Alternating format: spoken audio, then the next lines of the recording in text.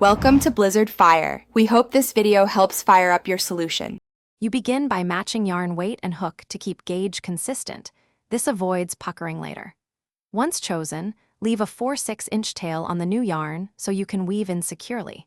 Make a slip knot and insert your hook into the final stitch of the active piece.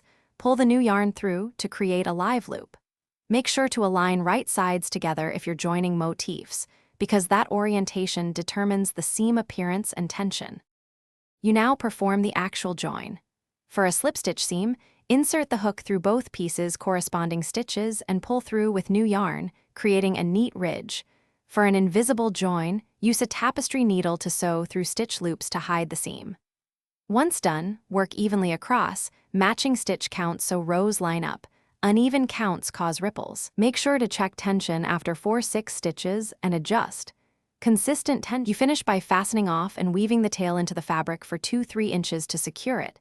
This prevents unraveling from stress points. Once woven, block the entire piece flat. Wet or steam blocking relaxes fibers and evens the join.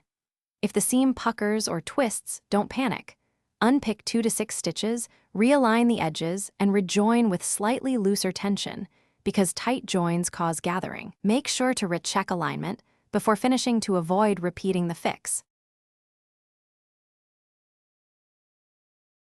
Thanks for watching. If you found this helpful, don't forget to like and subscribe.